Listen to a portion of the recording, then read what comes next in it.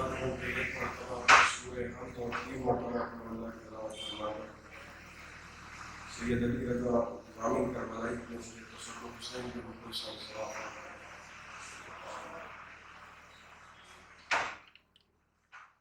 اعوذ باللہ من الشیطان الرجیم. بسم اللہ الرحمن الرحیم. الحمد للہ الذی لا یفرح المنع والجنود ولا یبلیہ الطاع والجود.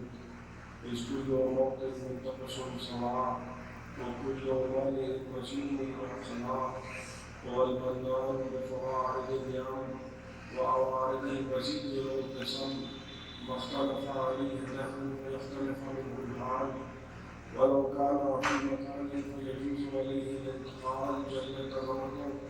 والصلاة والسلام على النبي الأمي الخاتم لما سبق والفاتح لمن بلغ المولد الحق بالحق بالفاصل الغمام. الصلاة والسلام على أهل الطيبين الطاهرين المعصومين المظلومين الذين أعظم الله عنهم الرجس وطهرهم تطهيرا. أما بعد فقد قال رسول الله صلى الله عليه وآله وسلم من مات على حب آل محمد مات شهيدا.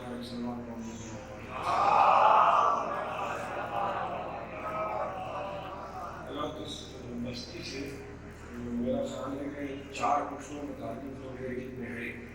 یعنی میرے پردادا سے جو سلسلہ شروع ہو رہا ہے اور میں اس کی چوتھی پشت ہوں. یہاں وہ افراد بھی موجود ہیں کہ جنہوں نے میرے جب مرحوم کو یعنی سرکاری سید ملت کو سنا ہے, ان کی مجلس سنی ہے اور ظاہر ہے میرے والد کو بھی وہ سنتے رہے ہیں. ایک 8 مرتبہ حاضری کا شرف مجھے بھی حاصل ہوا ہے. ظاہر سی بات ہے کہ کبھی کبھی تعلقات ایسے ہوتی ہیں کہ رشتہ داریاں پیچھے ہو جاتی ہیں اور وہ جو تعلقات ہوتی ہیں وہ ایسے ہوتی ہیں کہ اگر میں اس وقت مجلس پڑھنے نہ رہا ہوتا تو مجھے یقین ہے کہ میں اس مجلس میں شرکت کرنے لگوں. اور ایک 2 مرتبہ مولانا انڈیا میرے چھوٹے بھائی نے تشکر صاحب اور یہ غم کا موقع ہے اور میں نے حدیث رسول کی تلاوت کا شرف حاصل کیا ہے. دیکھیے حدیث جو ہے وہ ہے قول رسول اور قرآن بھی نبی کی زبان سے ادا ہو رہا ہے. ذرا سے آپ کی توجہ چاہ رہا ہوں. حدیث جو ہے وہ قول رسول ہے اور قرآن بھی زبان محمد عربی سے ادا ہو رہا ہے. لیکن کمال کی بات یہ ہے کہ اگر نبی خود نہ بتائے کہ کیا خدا کا ہے اور کیا نبی کا ہے تو دنیا میں کوئی یہ بتا نہیں سکتا کہ قرآن کیا ہے اور حدیث کیا ہے. اور حدیث رسول کی تلاوت کا شرف میں نے حاصل کیا. نبی نے ارشاد فرمایا کہ دیکھو آگاہ ہوگا من مات علی حب آل محمد مات شہیدا. جو بھی آل محمد کی محبت میں مر جائے وہ شہید مرا. دیکھیے شہادت کا عمومی تاثر یہ ہے کہ جو میدان جنگ میں مارا جائے اور اگر ہم اسلام کے فلسفے کو نظر میں رکھیں تو جو نبی کی موجودگی میں میدان جنگ میں مارا جائے وہ شہید ہے. حالانکہ یہ ضروری نہیں ہے کہ کوئی نبی کی موجودگی میں بھی مارا جائے تو شہید ہو. ہم کو یہ نہیں معلوم ہے کہ ہو سکتا ہے چھوڑ کے بھاگنے کی کوشش کر رہا ہو اور مار دیا گیا. شہادت کا یقین ہمیں کہاں ہوگا؟ یعنی میدان جنگ میں شہادت کی ضمانت نہیں دی جاتی. شہادت کا یقین ہمیں کہاں ہوگا؟ شہادت کا یقین ہمیں ہو رہا ہے کہ انسان اپنے گھر میں ہے, انسان اپنے بستر میں ہے اور اس کو موت آ گئی. دیکھیے موت کو سب کو آنا ہے اور ہمارے موت سب کو آنا ہے. کمال یہ نہیں ہوتا ہے کہ کتنا جیئیں, کمال یہ ہوتا ہے کہ کیسے جیئیں. یہ تو کوئی پوچھ ہی نہیں رہا ہے کہ صاحب کتنا جیئیں. اصل مسئلہ یہ ہوتا ہے کہ کیسے جیئیں. ہزاروں برس کی زندگی کسی نے پائی ہو سکتا ہے کوئی بھی ایسا کام نہ کیا ہو کہ جو قابل ذکر ہو اور کسی نے مختصر سے زندگی پائی ہو اور کوئی ایسا کام کیا ہو کہ جو ہزاروں برس کی زندگی پہ حاوی اور فرمائے. میرے پاس کربلا سے بہتر مثال نہیں ہے. لوگ ہزاروں برس جیتے ہیں اور کوئی کارہائے نمایاں انجام نہیں دیتے ہیں. علی اصغر 6 مہینے زندگی دیے اور علی اصغر نے کربلا کو فتح کیا.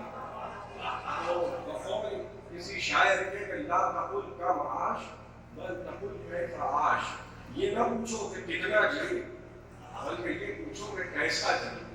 اور ہمارا نبی فرما رہے ہیں من ماتا علی حب آل محمد ماتا شہیدا، جو بھی میری اولاد کی محبت میں مر جائے گا وہ شہید ہے۔ تو شہادت کی ضمانت کہاں دی جا رہی ہے؟ گھر ہمارا ہے، بستر ہمارا ہے اور ہمیں موت آ گئی تو نبی شرط کیا لگا رہے ہیں کہ دل میں میری اولاد کی محبت ہو تو تم شہید ہو۔ یہاں شہادت کی ضمانت دی جا رہی ہے۔ دیکھیے آل محمد کے محب کے لیے موت مر جانے کا نام نہیں ہے، آل محمد کے محب کے لیے موت کشف حقائق کا نام ہے، مولا سے ملاقات کا نام ہے۔ اسی لیے حارث حمدان مولا علی کے جانشار ساتھی ہیں۔ حارث حمدان کوفے میں اپنے گھر میں ہیں، بستر مرگ پہ ہیں اور مولا علی عیادت کے لیے آئے ہیں۔ دیکھیے علی، میں اکثر یہ جملہ عرض کرتا ہوں، دوبارہ یہاں بغیر کسی تکلف کے عرض کر دوں، ہم ان کو امام نہیں مانتے ہیں کہ جن کو انجمن والے امام بناتے ہیں،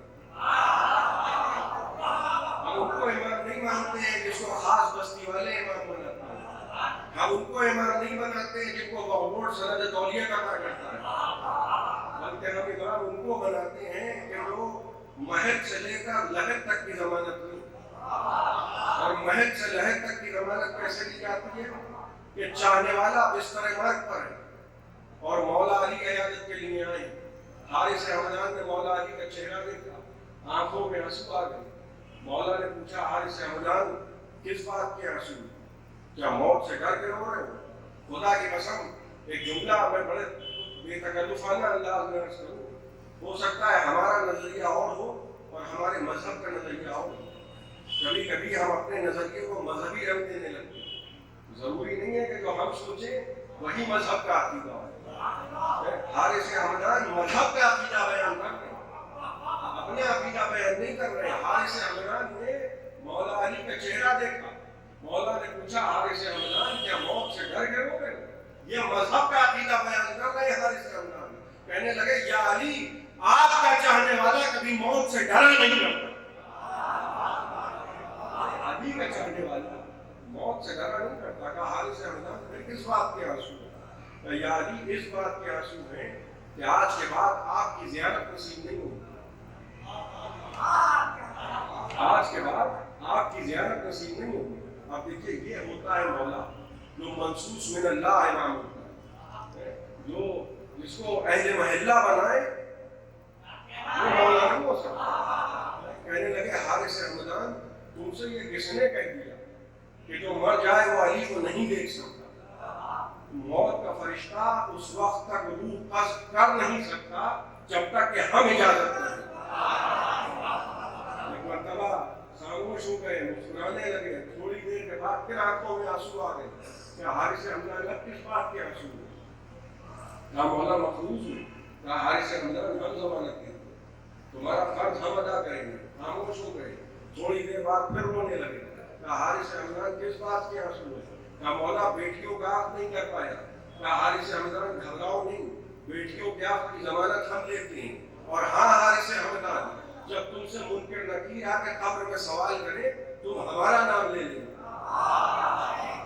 یار توجہ فرما رہے ہیں، دیکھیے کوئی جھوٹا خدا بن گیا، کوئی جھوٹا نبی بن گیا، کوئی بہت سے ایسے تھے جو اپنے ہاتھوں سے کتاب لکھتے تھے اور کہتے تھے ھذا من عند اللہ، یہ تو اللہ کی طرف سے آئی ہے۔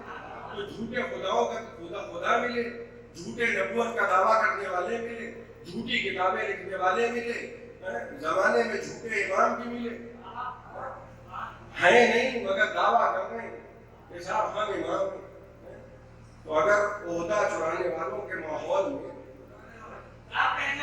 کوئی ایسا بھی نہ ملا، آج تک مجھے کوئی ایسا نہ ملا کہ جو یہ دعویٰ کرے، بھئی آپ ذرا سی توجہ کریں، ہم نے کہا علی امام ہے، وہ کہیں گے نہیں علی نہیں ہے وہ امام ہے، ہم نے کہا علی خلیفہ ہے، کہیں گے نہیں یہ نہیں ہے وہ ہے، ہمارے بھئی کوئی ایسا بھی تو ملے جو یہ کہنے والا ہو کہ وہ علی والے ہیں، وہ منکر نکیر سے علی کا نام لیں گے، تم علی کا نام نہ لینا، تم ہمارا نام لینا۔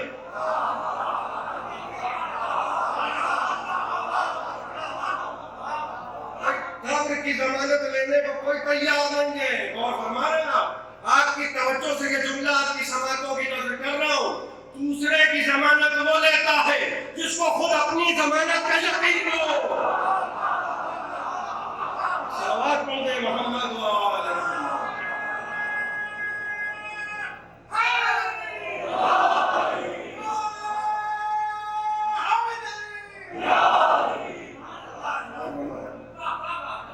اپنی ضمانت. دنیا مٹی کے ڈھیر پہ ٹھہر گئی. اسی لیے تو نوجوان نعرہ لگاتے ہیں کہ تم قبر کے باہر جو کریے میری قبر کے اندر علی کے اندر. دنیا میں کوئی بھی فرعون نہیں کر سکتا ہے. اصل زندگی تو مرنے کے بعد شروع ہو رہی ہے. وہاں پوچھا جائے گا نا کہ کیا کیا. نبی کیا فرما رہے ہیں؟ وہ موت بستر میں بھی آ رہی ہے لیکن شرط یہ ہے کہ دل میں میری اولاد کی محبت ہو.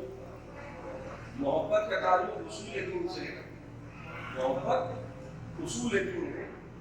نماز شروع ہے تو ذرا سی آپ کی توجہ چاہو. محبت اصول دین اور نماز کیا ہے؟ شروع دین. تو یہی تو اجر رسالت ہے نا. قرآن کہہ رہا ہے قل لا اسألکم علیہ اجرا الا المودۃ فی القربى. دیکھو ہم اجر رسالت نہیں چاہتے مگر ان سے محبت کرو. یہی نبی کہہ رہے ہیں.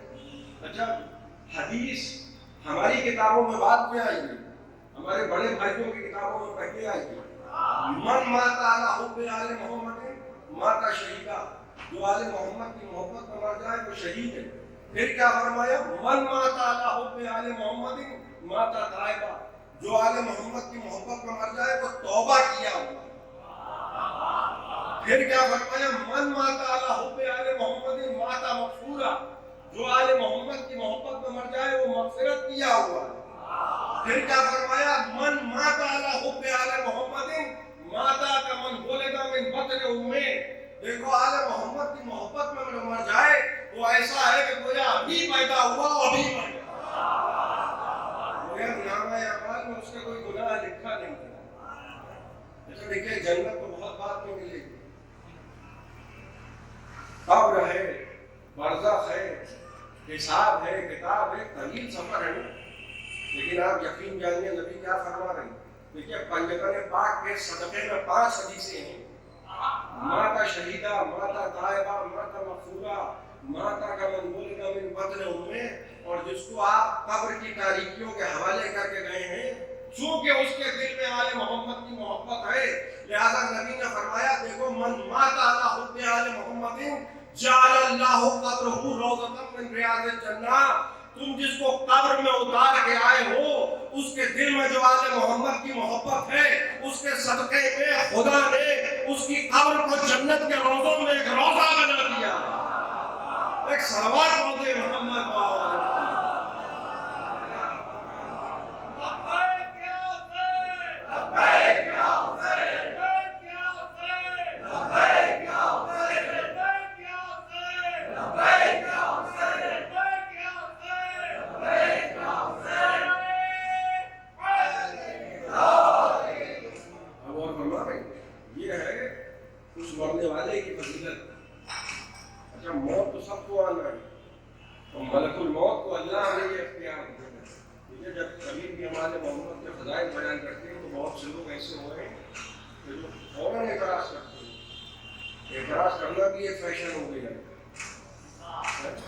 ہم نے پڑھ دیا کہ مولا علی ایک وقت میں 40 جگہ جاتے تھے تو لوگوں نے کہا یہ ممکن کیسے. تو خدا نے ملک الموت کو ایسا اختیار دیا ہے کہ ہر گھر میں 5 مرتبہ داخل ہوتا ہے. ملک الموت ہر گھر میں 5 مرتبہ. تو دنیا میں کتنے گھر اور ہمارے دنیا میں کتنے گھر ہر گھر میں جا رہا ہے. اس کو کوئی روک سکتا ہے ملک الموت کو آنے سے؟ موت کو کوئی روک سکتا ہے؟ تو جب موت کو نہیں روک سکتا تو ملک الموت کو بھی نہیں روک سکتا. جناب سلیمان نبی اتنی بڑی نبوت ہے, پیغمبر ہے, اور خدا سے دعا کی ہے کہ پروردگار ایک ایسا ملک عطا کر کہ مجھ سے پہلے کسی کو ملا نہ میرے بعد کسی کو ملے.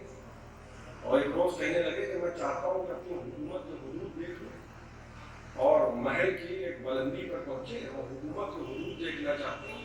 اور یہ کہہ کے گئے تھے کہ اب میں جہاں جا رہا ہوں حکومت کے حدود دیکھنے کے لیے یہاں کوئی آئے نہ. اور ہمارے سلیمان نبی بھی ہیں اور بادشاہ کو یہاں کوئی آئے نہ. جب کہہ دیا تھا کوئی نہ آئے تو کوئی آ گیا. اور وہ وہی ہے جو ہمارے اور آپ کے گھروں میں آتا ہے 5 مرتبہ. रवायात की बिना पर 5 मरतबा मलकुल मौत आता है। सुलेमान के महल में भी चला गया। त्योरियों को जनाब सुलेमान के बल पड़ गए, तो हुक्म दे चुके थे ना कि यहाँ कोई ना आए।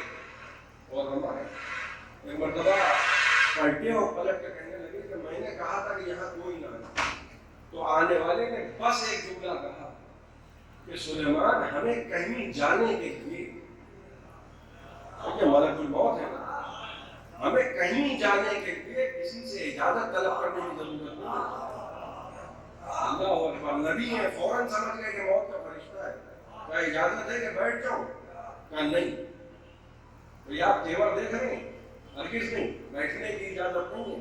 मुझे यही हुक्म दिया गया है कि जिस आलम में आप हो उसी आलम में वो ले लो। लिहाजा जनाब सुलेमान एक असा का सहारा लिए खड़े थे और वो खस्म कर ली गई। नतीजा ये हुआ कि जनाब सुलेमान अलैहिस्सलाम ऐसे ही खड़े रहे। जिस्म जनाब सुलेमान का गिरा नहीं। क्यों? क्योंकि हमारा जिस्म और होता है, नबी का जिस्म और होता है। और हमारा जिस्म और है, नबी का जिस्म और। जनाब सुलेमान असा का सहारा लिए खड़े रहे। रवायतों में मिलता है कि असा को दीमक ने चाटा, दीमक लगी असा में, असा को दीमक ने चाटा। इतने अरसे तक लोगों को ये मालूम न चला था कि जनाब सुलेमान इस दुनिया में नहीं है। असा में दीमक लगी, दीमक ने असा को चाटा, असा गला टूटा और जनाब सुलेमान के जिस्म के वजन से जैसे ही असा टूटा और जनाब सुलेमान के जिस्म मुबारक जमीन पर जब गिरा, तब लोगों को मालूम हुआ कि सुलेमान इस दुनिया में नहीं।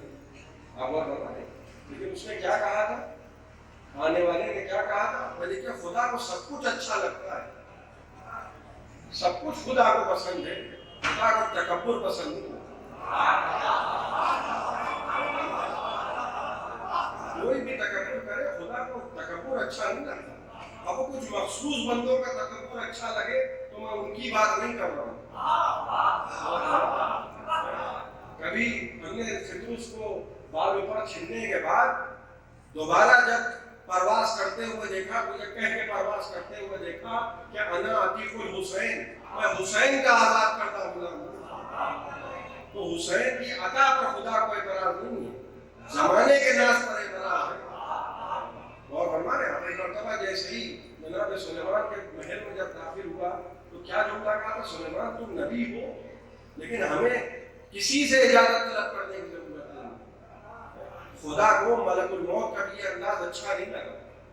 वो सलमान का महल था, यहाँ मदीने में एक घर है, वहां बोरिये का पर्दा पड़ा है। किसका घर है? उस बेटी का घर है। भाई मैं इस बहस में नहीं पढ़ूंगा कि बेटियां कितनी थी, मगर ये उस बेटी का घर है जहां उलमाए अहले सुन्नत की रवायात के मुताबिक 9 महीने तक नबी खड़े होकर दरवाजे पर सलाम करते थे और ये कहते थे अस्सलामु अलैकुम या अहले बैत नबुवा, ए नबुवत के अहले बैत तुम पर सलाम। नबी के अहले बैत नहीं, नबुवत के अहले बैत। भाई होंगे नबी के अहले बैत, हमें नबी के अहले बैत से बहस नहीं है, हमें तो नबुवत के अहले बैत पर बहस। नबी क्या कह रहे हैं? अस्सलामु अलैकुम या अहले बैत नबुवा। ये वो दरवाजा है।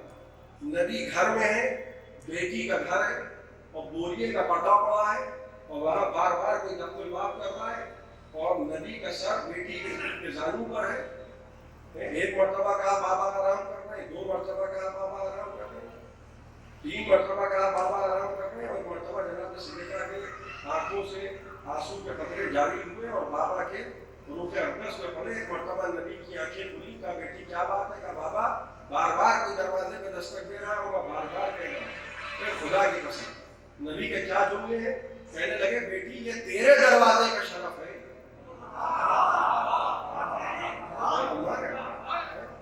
हम ड्योढ़ी बदलने वाले लोग नहीं है, ना हमने शजरे बदले हैं, ना ड्योढ़ियां बदली हैं।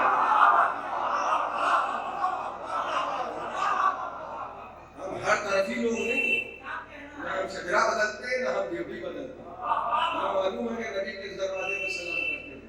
कहने लगे बेटी ये तेरे दरवाजे का शरफ है, जो कहीं नहीं ठहरता वो तेरे दरवाजे पर इजाजत तलब कर रहा है। बस आपकी समातों की नजर के जुमला कर रहा हूँ دیکھیے مکان کا فرق ہوتا ہے، عظمتوں کا فرق ہوتا ہے. خدا کی قسم وہ سلیمان کا محل تھا، سلیمان کے محل کے حریر کے پردے اور ہیں، سیدہ کے گھر کا دروازہ اور ہے. ایک صلوات پڑھ رہے محمد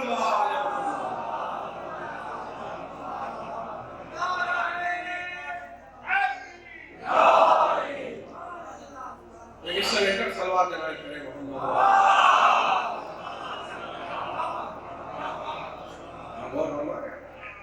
یہ ہے، یہ وہ محبت ہے کہ جس کو شامل کیا جا رہا ہے کس کے ساتھ؟ نمازوں کے ساتھ. امام احمد ابن حنبل کا مشہور فتویٰ ہے، امام احمد ابن حنبل کا فتویٰ ہے. میں آغاز سیستانی کا فتویٰ نہیں سنا رہا ہوں. امام احمد ابن حنبل بھی کہہ رہے ہیں کہ من لم یصلی علیکم لا صلاۃ لہ. یہ آل محمد جس نے آپ پر نماز میں صلوات نہیں پڑھی اس کی نماز ہوئی نہیں.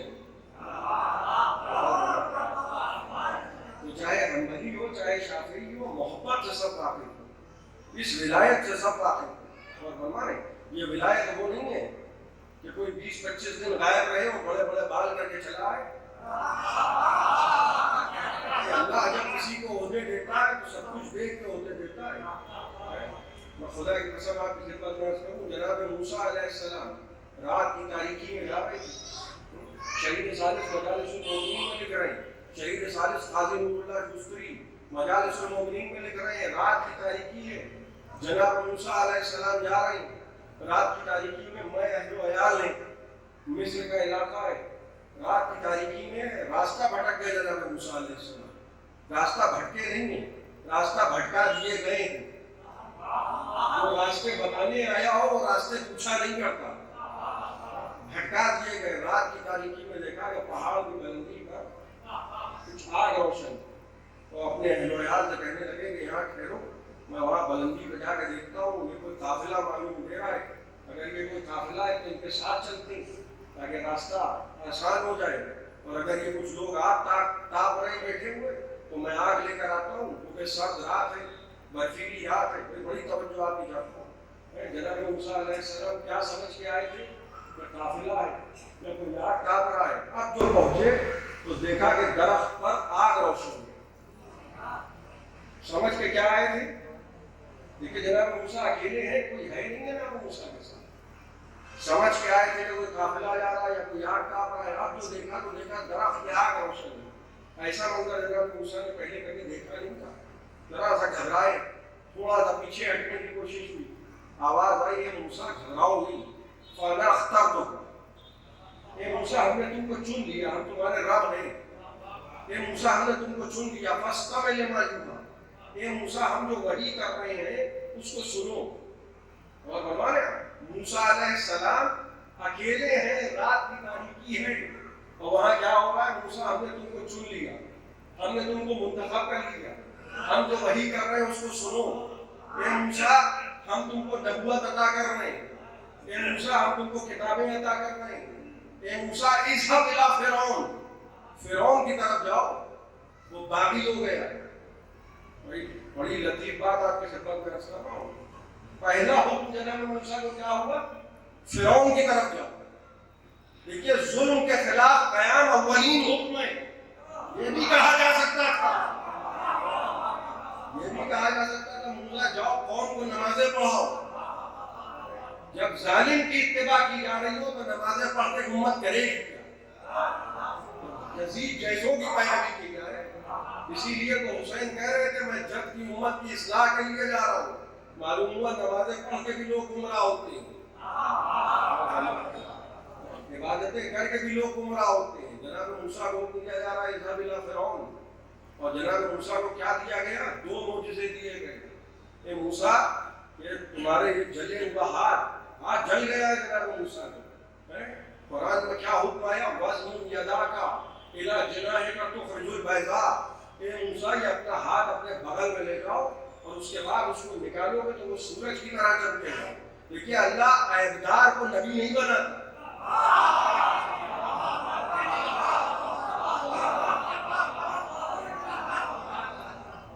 بس اس اطمینان کے ساتھ یہ اگلا جملہ آپ کی خدمت میں عرض کر رہا ہوں.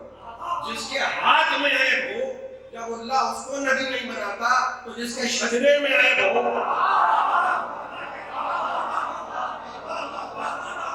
بتا اس کو نبوت کیا کرنا؟ عیبدار شجرے والا نبی نہیں بن سکتا، عیبدار شجرے والا امام نہیں بن سکتا، یہ ممکن ہی نہیں ہے۔ غیروں کیا بن جائے ہمیں اعتراض نہیں، ہر ایک کا ذمہ دار ہم نہیں ہیں، کون کس کو کیا بنا رہا ہے ہم اس کے ذمہ دار نہیں ہیں، ہم تو اپنی بات کر رہے ہیں۔ جناب موسیٰ علیہ السلام ہاتھ جلا ہے، کیا بنا دیا؟ ید بیضا، اور ہاتھ میں ایک لکڑی لیے تھے، کہا موسیٰ اس کو پھینکو، اس لکڑی کو پھینکو۔ پوچھا پہلے کہ یہ کیا ہے، یہ تمہارے ہاتھ میں کیا ہے؟ کہنے لگے پروردگار اخش بہا اللہ غنمی، یہ پروردگار بکریاں چراتا ہوں، کوئی اہمیت نہیں ہے اس کی، کہا پھینکو اسے۔ جیسے ہی پھینکا ایک مرتبہ اژدہا بن گیا، وہ عصا اژدہا بن گیا، اور اللہ نے کہا موسیٰ اسے اٹھا لو، ہم اس کو اس کی اولین صورت میں پلٹا دیں گے۔ یہ دو معجزے دینے کے بعد کہا موسیٰ جاؤ فرعون کی طرف، وہ باغی ہو گیا ہے۔ شہید ثالث کا استدلال آپ کی خدمت میں پیش کر رہا ہوں۔ مجالس المومنین میں شہید ثالث لکھتے ہیں کہ دنیا میں کوئی اگر یہ کہہ دے، دنیا میں اگر کوئی مسلمان یہ کہہ دے کہ ہم موسیٰ کو نبی نہیں مانیں گے تو اس کا کیا بنے گا؟ بھئی ہم کہتے ہیں موسیٰ کو نبی نہیں مانتے، شہید ثالث مجالس المومنین کو بیان کر رہے ہیں کہ اگر ہم انکار کرتے ہیں کہ ہم موسیٰ کو نبی نہیں مانیں گے، کیوں؟ کیونکہ موسیٰ کے پاس کوئی گواہ نہیں ہے۔ ذرا سی آپ کی توجہ چاہوں، شہید ثالث فرماتے ہیں کہ اگر ہم انکار کر دیں نبوت موسیٰ کا کہ ہم موسیٰ کو نبی نہیں مانیں گے کیونکہ رات کی تاریکی میں نبی بنے ہیں اور کوئی گواہ نہیں ہے، تو امت کہے گی نہیں ماننا پڑے گا، گواہ ہو چاہے نہ ہو، چاہے رات کے اندھیرے میں بنے ہو یا دن کے اجالے میں بنے ہو، موسیٰ کو نبی ماننا پڑے گا۔ شہید ثالث فرماتے ہیں عجیب مزاج ہے، جس کو رات کے اندھیرے میں نبوت ملے اس کو سب نبی مانتے ہیں، جس کو غدیر کے میدان میں نبی ہاتھوں میں ہوتا ہے۔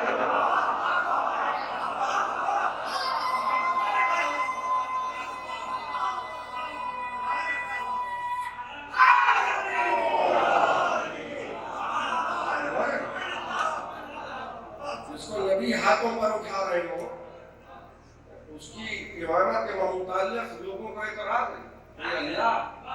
اللہ جب منتخب کرتا ہے تو بہت کچھ دیکھ کے منتخب کرتا ہے۔ کمال لکھنوی کا شعر ہے کہ یہ حسن نسب کی قید ہے، یہ ولائے اہل بیت ہے، یہ حسب نسب کی قید ہے، یہ ولائے اہل بیت ہے، یہ شاہراہ خاص ہے، یہ عام راستہ نہیں۔ جب اللہ منتخب کر رہا ہے تو کس طرح سے منتخب کر رہا ہے؟ جناب موسیٰ کا ہاتھ جلا ہے، ہاتھ جلا ہے، تو یہ ذہن میں رکھیے گا۔ ایک طبقہ بکراتوں کا ایسا پیدا ہوا جس نے امام حسن کے مزاج الگ بتا دیا، امام حسین کا مزاج الگ بتا دیا، کہ بڑے بھائی کا مزاج سلو پسند تھا، چھوٹے بھائی کا مزاج جنگ پسند تھا۔ یہی تو کہا گیا۔ اصل میں یہ کہنے والے وہ لوگ تھے جو تھرڈ کلاس کافر تھے اور فرسٹ کلاس مسلمان ہو گئے۔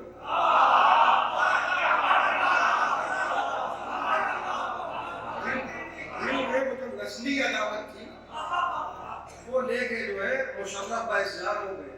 یہ میڈ ان چائنا اسلام ہے، ہم بھی سمجھتے ہیں، اور ہمارے ہم کلمے کو معیار نہیں سمجھتے۔ بھائی اجرا باللسان کی کوئی حیثیت ہی نہیں ہے۔ میں علماء کی موجودگی میں عرض کر رہا ہوں۔ آئیے ذرا سی آپ کی خدمت میں ایک بات عرض کر رہا ہوں۔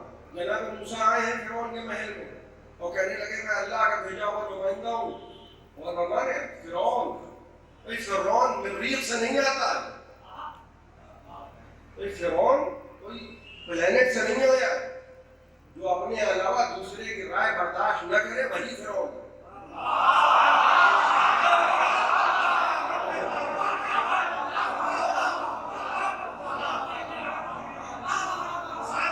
اس سے زیادہ مہین ہو نہیں سکتا۔ میرے ترکش میں اس سے زیادہ مہین تیر تھا نہیں، اور ہمارا کیسا اپنی رائے سننے کا چمچوں کو بھی معلوم تھا کہ یہ جھوٹا ہے، لیکن چمچے یہ سوچ رہے تھے کہ مل اسی سے رہا ہے، روزی روٹی یہی دے رہا ہے، لہٰذا جو بھی یہ بن رہا ہے اس کو بنائے گا۔ جانتے سب جناب موسیٰ آئے، دیکھیے نبوت اور ہے، جادوگری اور ہے، معجزہ اور ہے، سحر اور ہے، معجزہ۔ جناب موسیٰ 2 معجزے لے کر آئے اور وہ جھوٹ بول رہا ہے، مکاری کی باتیں کر رہا ہے، جناب موسیٰ معجزے دکھا رہے ہیں۔ تو جب کچھ نہ چلا تو کیا کہنے لگا آخر میں؟ ان کو قتل کر دو۔ دیکھیے زمانہ آل محمد کا کیونکہ جواب نہیں لاتا ہے، یہ قتل و ظلم کیوں ہوتا ہے، یہ قابلی مزاج کیوں ہے بھائیوں کا، یہ بھائیوں کا قابلی مزاج کیوں ہے؟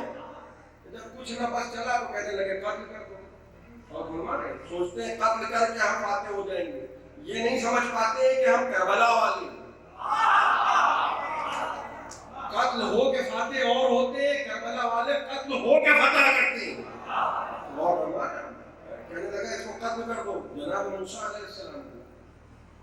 اچھا وہاں دیکھیے لوکیشن کا غور کیجیے گا، بڑی عجیب بات آپ کی خدمت میں عرض کرتا ہوں، یہ نہ سمجھیے گا کہ کوئی وہاں بیٹھا ہے تو بڑا مقدس ہے، ہم کو ابلیس ملا ہے تو صفوف ملائکہ میں ملا ہے۔ علیہ السلاموں کے مجموعے میں کان من الکافرین ہے، اس کا مطلب کیا ہوا کہ لوکیشن مقدس نہیں ہے، چاہے کوئی کہیں بیٹھا ہو،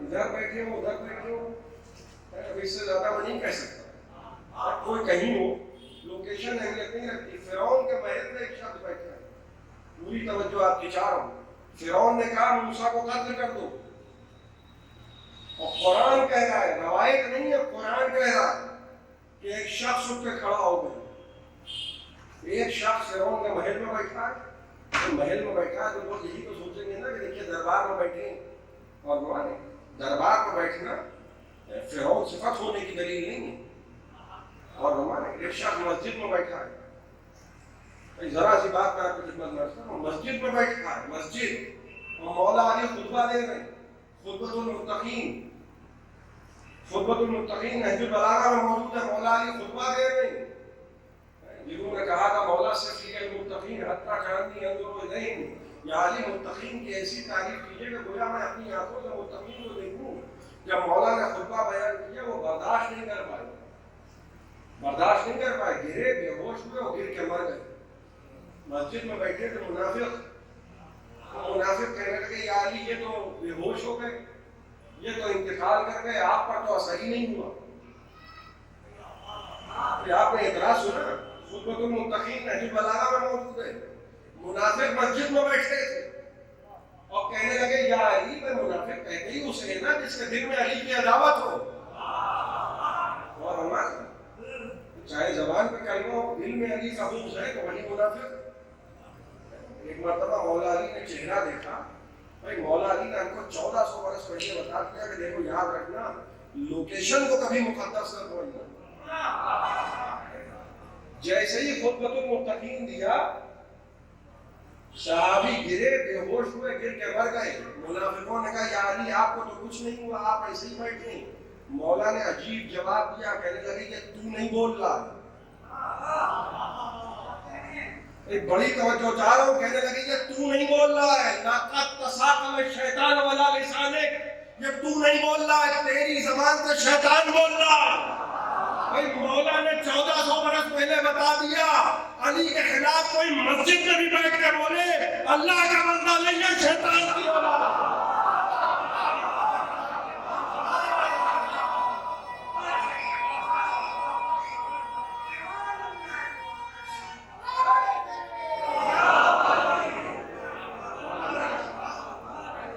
لوکیشن سے ہم کسی کو مقدس سمجھتے نہیں، یہ ضمنی بات تھی۔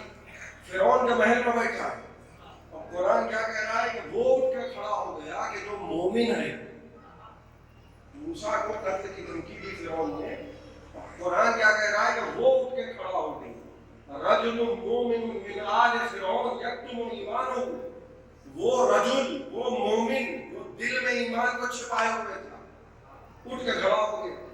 کس کے دفاع میں اٹھ کے کھڑا ہو گیا؟ موسیٰ کے دفاع میں۔ اور فرعون نے کہنے لگا کیا اس بات پر کسی کو قتل کرو گے؟ کہ وہ یہ کہہ رہا ہے کہ میرا رب خدا ہے؟ قرآن نے ڈائریکٹ سند دی ہے.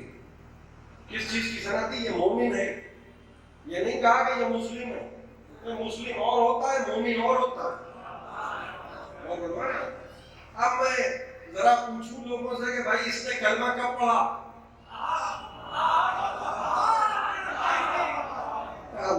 میں اس نے کلمہ کب پڑھا؟ دیکھیے ہو کیا رہا ہے. ادھر موسیٰ آئے، فرعون پہ تبلیغ کی، فرعون ہوا پریشان، اس نے قتل کی دھمکی دی. جیسے ہی قتل کی دھمکی دی وہ اٹھ کے کھڑا ہو گیا. قرآن اس کے لیے کہہ رہا ہے دل میں ایمان کو چھپائے ہوئے تھا، یہ مومن ہے.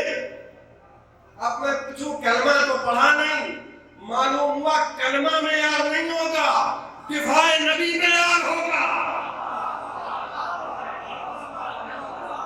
جو ایک لمحے موسیٰ کا دفاع کرے جب قرآن اسے مومن کہہ رہا ہے، تو وہ ابو طالب جو 50 برس محمد کا دفاع کرے.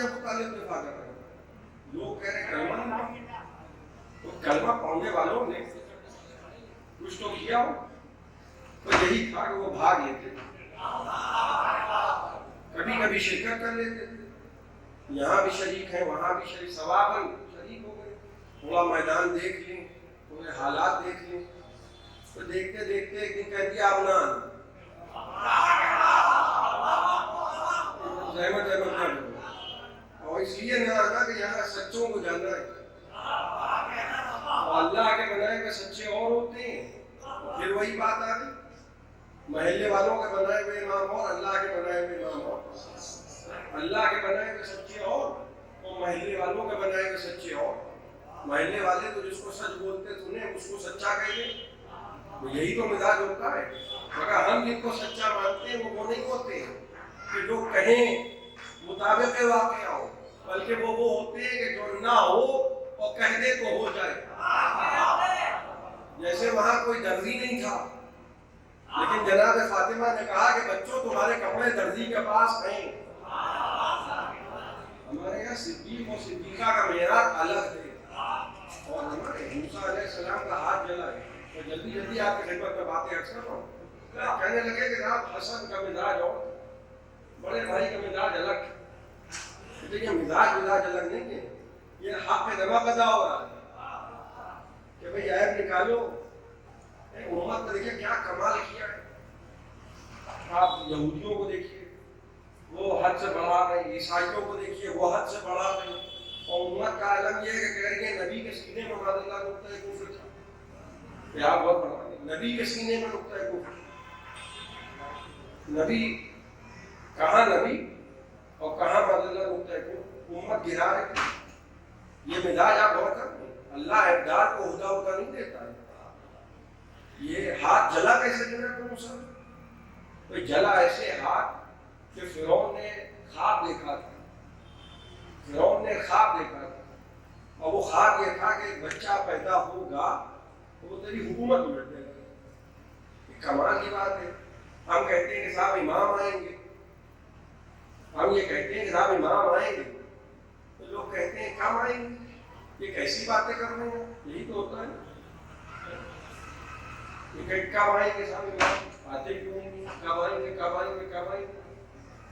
نبی کہہ رہے ہیں کہ آئیں گے اور امت کو یقین نہیں آ رہا ہے۔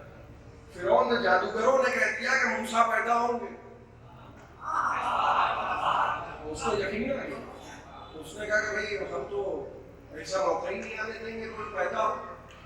اچھا اس کو بھی خواب دکھا دیا گیا کہ بھیا ذرا حواسوں میں رہنا، کوئی آنے والا پردہ غیب سے آ کے رہے گا، زیادہ فرعون نے تمہاری عروج میں نہ آئے، زیادہ وہ بچہ جب آیا ماں دیکھ ہوا کہ دریا انہیں کی مدوں کے حوالے کرو تو جلدی جلدی آپ کی خدمت میں عرض کرنا، جناب موسیٰ علیہ السلام کو گود میں جب لیا ہے جناب آسیہ نے، تو فرعون جو تھا وہ تو ڈرا ہوا تھا۔ ایک مشہور کہاوت ہے کہ چور کی داڑھی میں تنکا، تو دل میں اس کے ڈر بیٹھا تھا۔ تو یہ کہاوت کا مطلب یہ نہیں ہے کہ چور کلین شیو نہیں ہو سکتا ہے، اور ہمارا یہ تو کہاوت ہے خالی کہ چور کی داڑھی میں تنکا، تو دل میں اس کے ڈر بیٹھا تھا، وہ ڈر اپنی نگاہ سے جناب موسیٰ، اس نے ایک دن اپنے محل میں امتحان رکھا، ایک گوہر منگایا اور ایک طرف ایک انگارہ منگایا۔ بڑی توجہ آپ کی چاہوں، دیکھیے یہ ذہن میں رکھیے گا، بڑے بھائی کا مزاج اور چھوٹے بھائی کا مزاج اور، امام حسن کا مزاج اور امام حسین کا مزاج اور، یہ ذہن میں رکھیے گا۔ اس نے ایک روز امتحان کی غرض سے اپنے محل میں ایک کشت میں انگارہ منگوایا اور ایک کشت میں ایک طرف ایک جوہر منگوایا، اور وہ یہ چاہتا تھا کہ امتحان ہو جائے۔ موسیٰ علیہ السلام، یہ فرعون کہتا ہے کہ اگر یہ اللہ کی طرف سے آیا تو خطا نہیں کریں گے،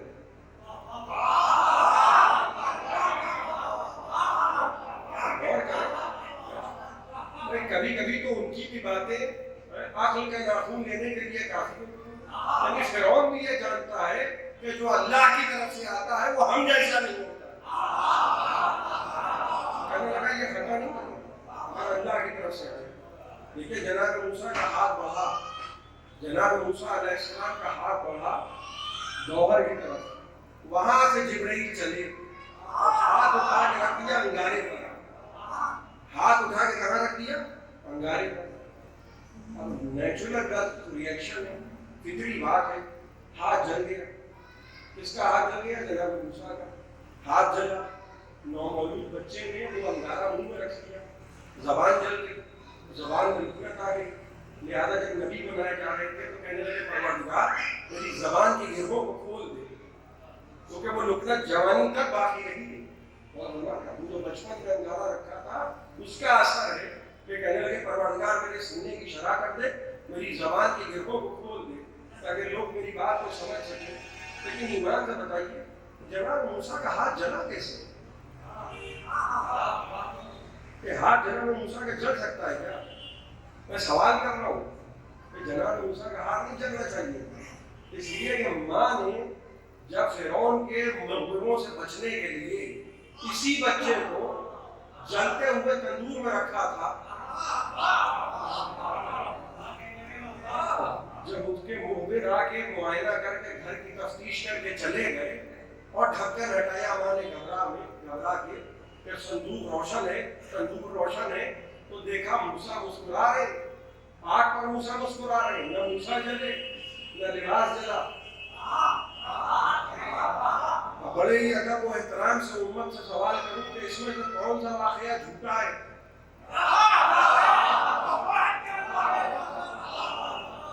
وہاں تو حسن اور ہے، حسین اور ہے، مزاجوں میں فرق ہو بھی سکتا ہے مگر ہو اس لیے نہیں سکتا کہ دونوں امام ہیں۔ نبی فرما رہے ہیں حسن اور حسین امامان کاما و قادا، یہ میرے دونوں بچے حسن اور حسین امام ہیں، چاہے اٹھ کے کھڑے ہو جائیں چاہے بیٹھ جائیں، تو چونکہ امام ہیں دونوں، منصوص من اللہ امام ہیں، لہذا مزاجوں میں فرق ہو نہیں سکتا۔ لیکن اس میں سے کہ جناب موسیٰ علیہ السلام گھر میں نہیں جلے، فرعون کے محل میں جل گئے، تو یہ ہو کیا رہا؟ اس میں تو کون سا واقعہ جھوٹا ہے؟ یہ کیسے ممکن ہے کہ ایک ہی شخص ایک ہی عمر میں تقریباً زیادہ فاصلہ بھی نہ ہو، یہاں آگ نہیں جلائے وہاں آگ جلا دے؟ بھائی امت سوال نہیں دے گی، آل محمد سوال کا جواب دے گی۔ میں دیکھیے ہوا کیا، میں کہوں پروردگار یہ مسئلہ کیا ہے؟ لوگ ہم کو یہ بتا رہے ہیں کہ حسن کا مزاج اور حسین کا مزاج اور، حسن نے صلح کر لی، حسین نے جنگ کر لی۔ دیکھیے امت کو بچانا مقصود ہے، اسلام کا تحفظ مقصود ہے۔ وہاں جناب موسیٰ علیہ السلام نہیں جلے، کیوں؟ کیونکہ نہ جلا کے زندگی بچانا ہے۔ متوجہ ہے نا؟ وہاں جناب موسیٰ علیہ السلام کو ماں نے جب تندور میں رکھا تھا تو کیوں نہیں جلے؟ کیونکہ نہ جلا کے موسیٰ کی زندگی بچانا ہے، نہ جلے تاکہ زندگی بچ جائے۔ اور جب فرعون نے گوہر اور انگارہ منوایا تو جلایا، کیوں؟ کیونکہ جلا کے زندگی بچانا ہے۔ اب وہ ایک تو شخص ایک ہے، کہیں جل رہا ہے کہیں نہیں جل رہا ہے، کیوں؟ کیونکہ بچانا ہے زندگی، ویسے ہی بچانا ہے دین۔ کہیں حسن صلح کریں گے، کہیں حسین جنگ کریں گے۔ صلوات پڑھیں محمد و آل محمد۔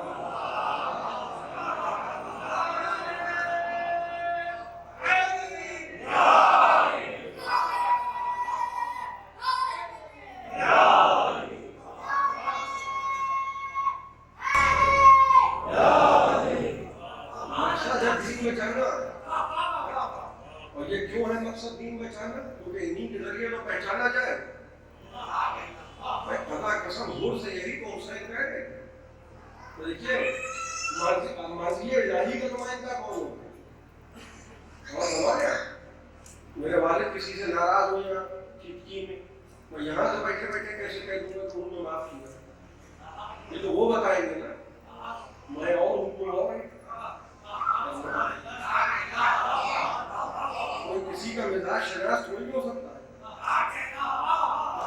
دیکھیے معصوم وہ اکیلا ہوتا ہے جو ایک ہی وقت میں اپنی بھی مرضی کا نمائندہ ہوتا ہے، مرضی مالک کا بھی نمائندہ ہوتا ہے۔ ہمارے علماء ہمارے مراجع فتوے دیتے ہیں تو کیا کہتے ہیں؟ تحقیق کیے نا، اپنے علم سے استنباط کیا ہے، بین القوسین لکھتے ہیں واللہ عالم۔ بھئی ہمارا علم یہاں تک تھا، اب اس کے آگے خدا جانے۔ توجہ فرما رہے ہیں؟ عالم میں اور امام میں یہی فرق ہے۔ جو جس کا علم کہیں پہ آ کے ٹھہر جائے اور وہ کہہ دے کہ اس کے آگے خدا جانے، اسے کہتے ہیں عالم۔ اور جو اللہ کی مرضی کا نمائندہ ہو، اور میں نے معاف کیا اور میرے خدا نے معاف کیا، وہ یہ نہیں کہتا کہ روز معاشہ آنا ہم اللہ سے سفارش کریں گے اور ہمارے ہم 2 رکعت نماز پڑھ کے اللہ سے سفارش کریں گے، دیکھیں گے تمہارا کیا بنتا ہے، بلکہ رومال زہرا حور کی پیشانی پہ باندھا اسے، رومال فاطمہ حور کی پیشانی پہ باندھ دی، بس جیسے ہی رومال زہرا حور کی پیشانی پہ بنا، حور علیہ السلام ہو گئے۔ اور ہمارے حسین اسے کہتے ہیں جو تقدیریں بدل دیتا ہے۔ جیسے راہب کے خدا نے اولاد نہیں دی، مقدر میں اولاد نہیں ہے، تقدیر میں نہیں ہے، مگر شبیر دے رہے ہیں۔ حسین عطا کر رہے ہیں۔ یہ حسین کون حسین ہے؟ کہ پیشانی پہ جب رومال باندھا تو کہنے لگے ہو تمہاری بخشش تو ہو چکی۔ کہا آقا میں آ جائے اور بخشش میری پہلے کیسے ہو گئی؟ کہا اور یاد ہے وہ چکا جب تم نے لجا میں فرس کو تھاما تھا اور ہم نے تم سے کہا تھا کہ تمہاری ماں تمہارے ماتم میں ہوئی ہے، تم نے پلٹ کے کہا تھا کہ سرکار اگر آپ کی ماں کی عظمت دل میں نہ ہوتی تو جواب دینے کی جسارت کرتا۔ حسین عمر سے کیا کہہ رہے ہیں؟ اور یاد رکھنا جس کے دل میں میری ماں فاطمہ زہرا کی عظمت آ جائے اس پر نار دوزخ حرام ہو جائے۔ دیکھیے ہمارے گھروں کا یہ طریقہ ہے کہ جب بھی ہمارے گھر سے کوئی رخصت ہو جاتا ہے تو ہم ذکر اس کا بطور ایصال ثواب مجلس کا انعقاد کرتے ہیں، مگر مجلس میں ذکر اس کا کرتے ہیں جس کا ذکر خود اس مرنے والے کو محبوب ہے۔ اس دنیا میں زندگی جینے کے لیے انسان کو کھانے پینے کی ضرورت ہے، ویسے ہی اس دنیا میں بھی انسان کا رزق یہی ایصال ثواب ہے جو بشکل ہے فضائل و مسائل متقل۔ ایک نام ہے جو ہماری نجات کا ضامن ہے۔ ایک ماں نے وعدہ کیا تھا کہ جب تک حسین کا ایک ایک رونے والا جنت میں نہیں چلا جائے جناب فاطمہ کیا کہیں گے؟ جنت کے دروازے پر سر کے بال کھول کے کھڑی ہوئی خدا کی قسم حسین کو چٹیاں پیس کے پالا۔ شیخ صدوق حوالی میں لکھتے ہیں، اتنا بڑا نام ہے شیخ صدوق، حوالی میں تحریر کرتے ہیں کہ وہ دن شب جب جناب فاطمہ کی سواری آئی، سب سے آخر میں جناب فاطمہ کی سواری آئی اور سواری آ کے رسول کی سواری کے سامنے ٹھہرے گی تو رسول کہیں گے کہ بیٹی میری امت کے لیے سامان شفاعت کیا لائی ہے؟ کون پوچھ رہا ہے؟ شافع روز محشر میری امت کے لیے سامان شفاعت کیا لائی ہو فاطمہ؟ تو ایک مرتبہ رسول کی بیٹی فاطمہ زہرا اپنی ابا کا دامن ہٹائے گی اور کہیں گی بابا آپ کی امت کے لیے سامان شفاعت سنیں گے آپ، یدان مفتوحتان لولدی العباس، میرے بیٹے ابو الفضل العباس کے یہ دو کٹے ہوئے ہاتھ۔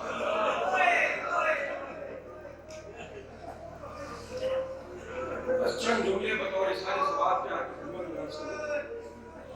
میرا بیٹا عباس، عباس جناب فاطمہ کے بیٹے نہیں ہیں، عباس جناب ام المؤمنین کے بیٹے ہیں، مگر روز قیامت جناب فاطمہ کیا کہیں گے؟ لولدی العباس، کہ عباس میرے بیٹے عباس کے دو کٹے ہوئے ہیں۔ خدا کی قسم کیا کردار ہے عباس، یہ جو ہم زبان سے کرتے ہیں، یہ جو آپ مجلسوں میں آ کے کرتے ہیں، یہ سب نصرت حسین ہے، یہ سب نصرت حسین ہے۔ لیکن حسین کے سب سے بڑا ناصر کون ہے؟ سب سے بڑا حسین کا ناصر کون ہے؟ جس کے لیے مولا علی نے دعا مانگی تھی کہ پروردگار مجھے ایک ایسا بیٹا عطا کر کہ جو کربلا میں میرے حسین کی مدد کرے۔ یہاں علماء موجود ہیں، میں بڑی ذمہ داری سے ایک بات آپ کی خدمت میں رکھتا ہوں۔ بہت سے لوگ میری بات کی تائید کریں گے، حرم جائیے کربلا، اور اگر کوئی مولا امام حسین علیہ السلام کے حرم کے آگے کھڑے ہو کے نماز پڑھنے لگتا ہے تو خادم اس کو ٹوکتے ہیں کہ حرم زری کے آگے کھڑے ہو کے نماز نہ پڑھو، اس لیے کہ امام کے آگے کھڑے ہونے کی اجازت کسی کو نہیں، اور ہونا بھی یہی چاہیے، امام کے آگے کوئی نہیں کھڑا ہوتا۔ لیکن نصرت کے اس پہلو پہ غور کیجیے گا، عباس کیسے ناصر ہیں حسین کے؟ جب قافلہ جا رہا تھا تو حسین کا گھوڑا سب سے آگے اور عباس کا گھوڑا سب سے پیچھے، مگر آج ترتیب کیا ہوتی ہے کہ جب زری ہوتی ہے تو علم آگے ہوتا ہے، اور فرمایا آج جب زری برآمد ہوتی ہے تو عباس کا علم آگے ہوتا ہے۔ ایسا کیوں ہوا کہ جس کا گھوڑا کل سب سے پیچھے تھا اس کا علم آج سب سے آگے۔ خدا کروٹ کروٹ جنت نصیب کرے، میر علی صلی اللہ علیہ دو مصروں میں اس معاملے میں کو حل کرتے ہیں۔ ایک مرتبہ فرماتے ہیں کہ ہوتا ہے علم آگے جب اٹھتی ہے زری، ہوتا ہے علم آگے جب اٹھتی ہے زری، عباس علی سینہ سپر ہے اب تک، عباس آج تک دفاع حسین نے نہیں رکھا۔ خدا کی قسم جب قافلہ جانے کے لیے تیار ہوا، حسین کا گھوڑا سب سے آگے ہے، بیویاں بیچ میں نبیوں میں سوار ہیں، بنی ہاشم کے جوان داہنے بائیں، اور سب سے پیچھے ابو الفضل عباس کا گھوڑا۔ عباس گھوڑے پر سوار ہونے والے تھے کہ ایک مرتبہ کنیز نے آ کے سلام کیا اور کہا شہزادے آپ کی مادر گرامی آپ کو بلا رہی ہے۔ خدا کی قسم ماں کا احترام یہ کربلا نصب ہے۔ عباس دوڑتے ہوئے آئے اور ماں کے قدموں پہ سر رکھ دیا، کہنے لگے اماں کیوں بلایا ہے؟ کہا عباس جاؤ میں تمہیں جانے سے نہیں روکوں گی۔ یہ کون ماں ہے جو جنت البقیع میں قبر جناب سیدہ میں بیٹھ کے کہتی تھی ہے بی بی اگر میرے بیٹے کے بازو سلامت ہوتے تو کربلا میں حسین کبھی رلا رلا کے نہ مارے جاتے۔ عباس جاؤ عباس، ماں تمہیں جانے سے نہیں روکے گی۔ عباس تم بھی جاؤ اپنے تینوں بھائی بھائیوں کو ساتھ لے جاؤ عباس، عباس اپنے بیٹے کو بھی ساتھ لے جاؤ، چھوٹے بیٹے کو ہمارے پاس چھوڑ دو تاکہ کوئی ہمارے بڑھاپے کا سہارا رہے۔ عباس مگر جا تو رہے ہو عباس، تم کو یہ معلوم ہے نا کہ تم اس دنیا میں کیوں آئے ہو عباس؟ عباس تم کو معلوم ہے نا کہ تم اس دنیا میں کیوں آئے؟ ماں یاد دلا رہی ہیں، اے عباس بھول نہ جانا بابا نے دعا مانگی تھی، پروردگار مجھے ایک ایسا بیٹا عطا کر جو کربلا میں میرے حسین کی مدد کرے۔ عباس جاؤ مگر ایک بات یاد رکھنا، اگر تم زندہ رہے اور حسین کے جسم پر ایک زخم آ جائے، خدا کی قسم تمہاری ماں ام البنین دودھ نہ بخشے گی۔ عباس جاؤ مگر زینب کی چادر سے ہوشیار۔ بس چند جملے اور میں نے آپ کی زحمتوں کو تمام کیا۔ خدا آپ کو کوئی غم نہ دے سوائے غم سرکار سے۔ بڑا یقین ہے جناب عباس کی والدہ کو، خدا کی قسم جس کا عباس جیسا بیٹا ہو، بڑا یقین ہے کہ حسین حفظ و امان میں ہے کیونکہ پرچم عباس کے ہاتھوں میں ہے۔ ایک مرتبہ 20ویں محرم کو والی مدینہ نے مسجد مدینہ سے اعلان کیا، مدینہ والوں کربلا میں حسین مارے گئے۔ بس ابھی کو یہ اعلان کر رہا تھا کہ وہ کہتا ہے کہ میں نے دیکھا کہ مستورات کے مجمع سے ایک بلند قامت بیوی اٹھی اور مجمع کو چھیڑتے ہوئے ممبر کے قریب آئی، خلون الطریق، مجھے راستہ دو، مجھے راستہ دو۔ ایک مرتبہ ممبر کے قریب آ کے کہنے لگی ہے والی مدینہ یہ بتا، یہ جو تو نے ابھی اعلان کیا کہ کربلا میں حسین مارے گئے، یہ بتا کہ عباس کا خط خدا آپ کو کوئی غم نہ دے سوائے غم سرکار سید الشہداء۔ بس ایک سوال کا جواب دے، میرا بیٹا عباس کہاں تھا؟ کیا بی بی کربلا میں عباس کے بازو قلم ہو گئے؟ وہ فوج کا نشان عباس کے خون میں ڈوب گیا؟ کیا والی مدینہ بس ایک سوال کا جواب اور دے، یہ بتا کہ پہلے آقا حسین مارے گئے یا پہلے میرا بیٹا عباس مارا گیا؟ اس نے ہاتھوں کو جوڑ کے عرض کیا، بی بی جب تک عباس کے بازو سلامت تھے، ارے کسی کی جرأت نہ تھی کہ حسین کو نظر بھر کے دیکھتا۔ پہلے عباس کے بازو قلم ہوئے، پھر حسین کی گردن پہ خنجر آیا۔ عباس کی والدہ چلی، مسجد سے باہر آئیں، جنت البقیع پہنچی، قبر جناب سیدہ پہ آئیں، دونوں ہاتھ رکھے، کہے بی بی قیامت کے دن گواہ رہنا، ساری زندگی ماں نے خدمت کی، کربلا میں میری